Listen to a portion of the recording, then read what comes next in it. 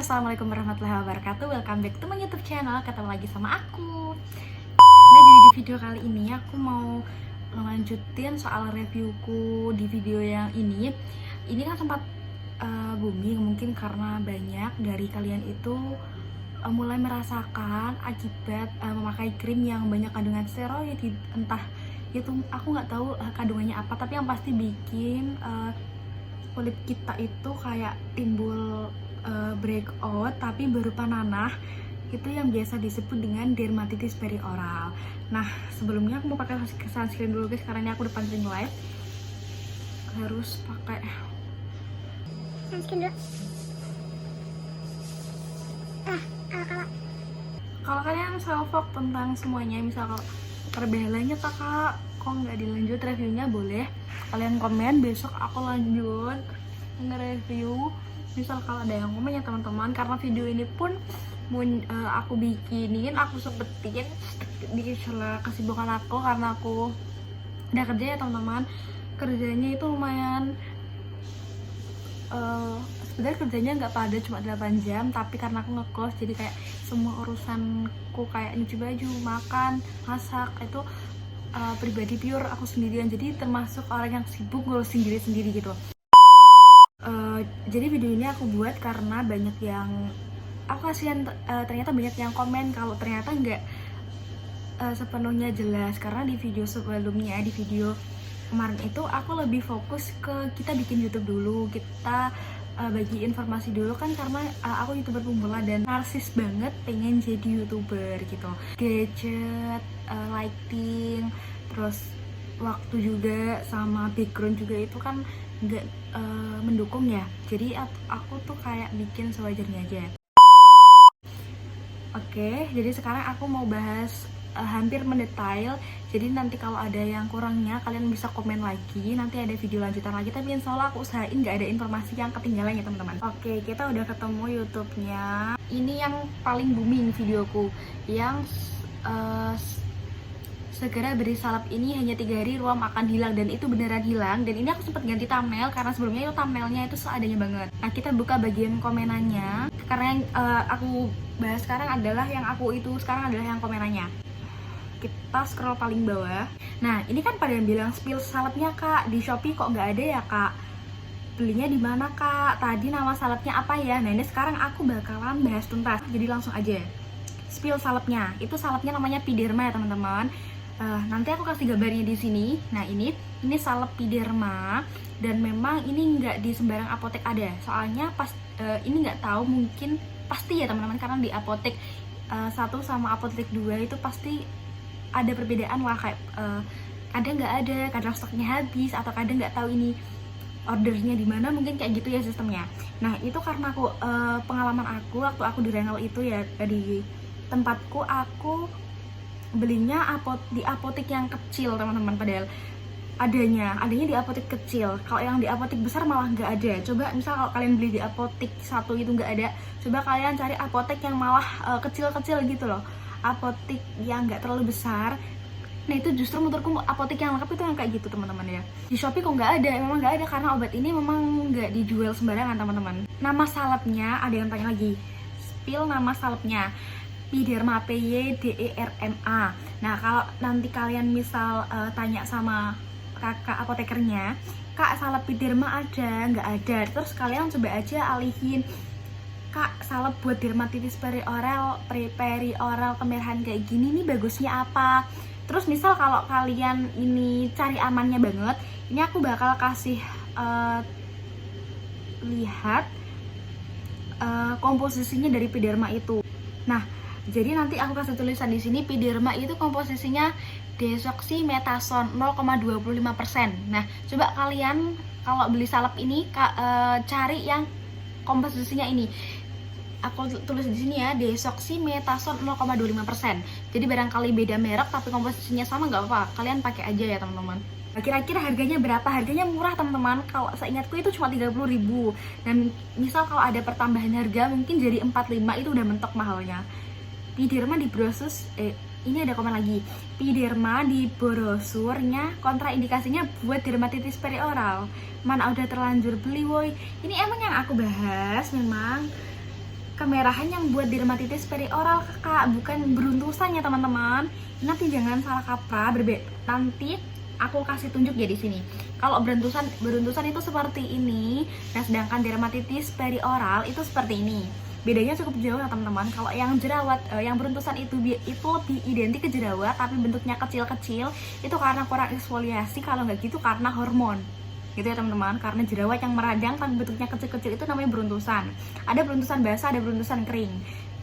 Terus kemudian kalau yang, jadi ini lebih ke iritasi karena pemakaian krim dan tempatnya. Kalau beruntusan itu di area, kalau beruntusan atau jerawat pasti di area yang sini, di area kulit-kulit yang tebel, ya kan?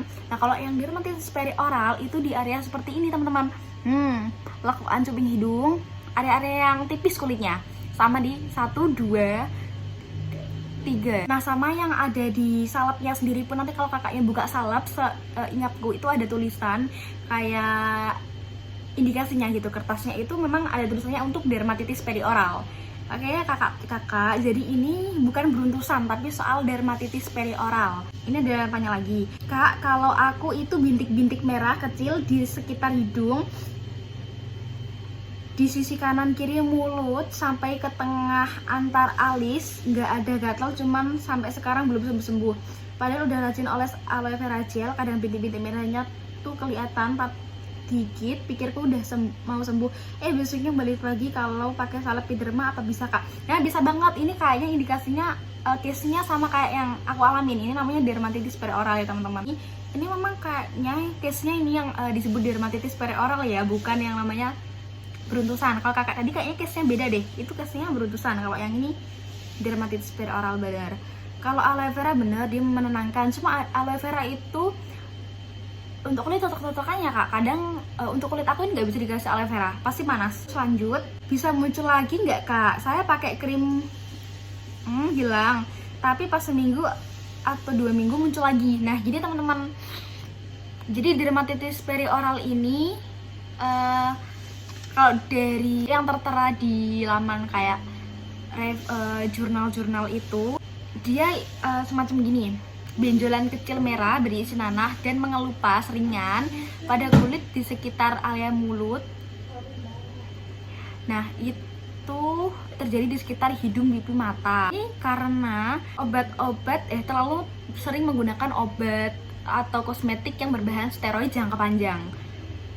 Nah kalau case-nya kakak seperti ini, ya case-nya kakak kenapa kalau muncul lagi, coba itu krimnya itu bagus nggak kak?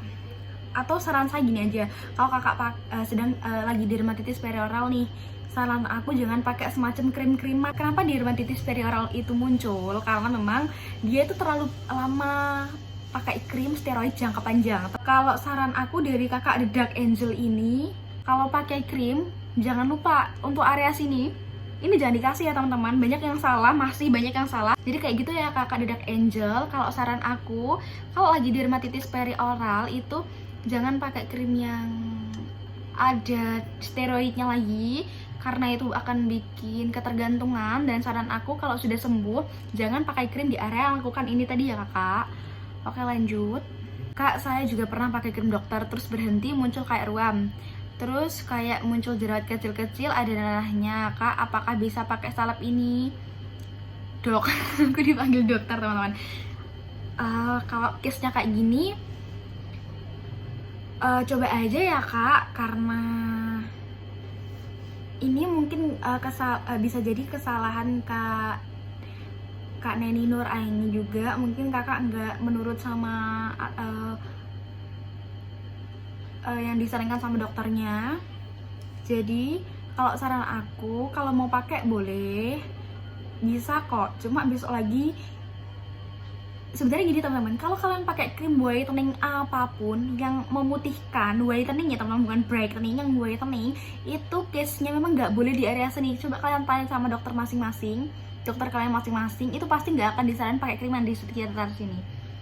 Itu memang karena pasti akan bikin dermatitis perioral ya teman-teman. Ini banyak yang nggak tahu kasihan ini.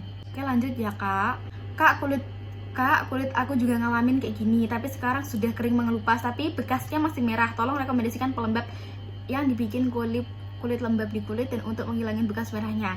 Nah, kalau untuk masih karena bekasnya ini kan pasti otomatis memang merah. Nah, ini coba kakak pakai yang ada kandungan Ceramat sama Allantoin-nya, sama Centella-nya. Itu kalau kakak mau aku saranin bisa pakai yang Skintific moisturizer yang ceramide, itu bisa. Kalau mau nyoba yang kecil dulu, itu bisa kok kakak. Lanjut aja. Kak, saat kakak kena ruam merah, kakak masih pakai krim wajah atau tidak?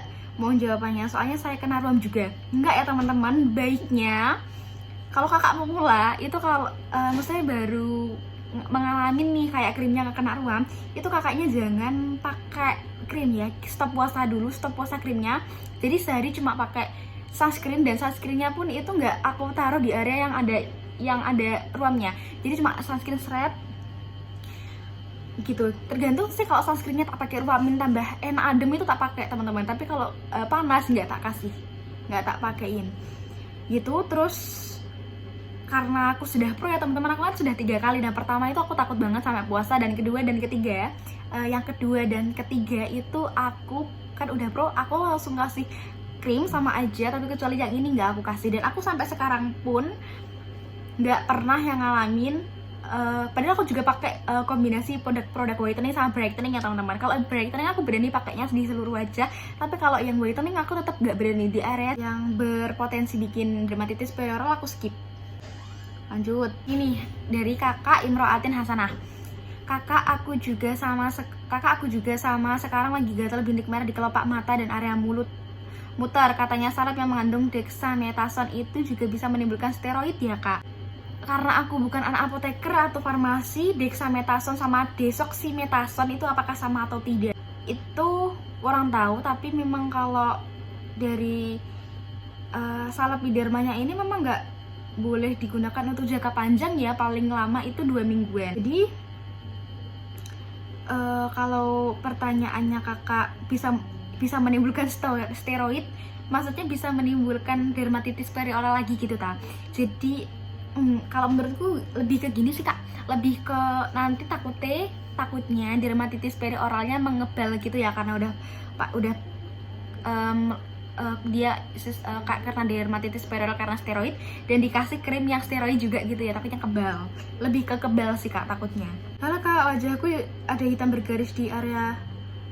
Oh, kalau menghitam aja bisa pakai serum yang Skintific yang Dexcon serum ya kak.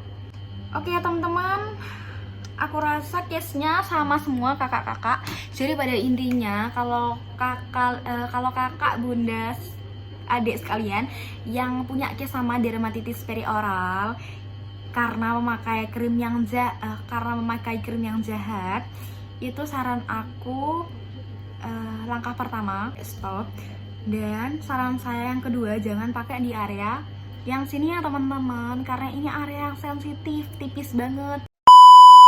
Oke, ada yang masih bingung teman-teman?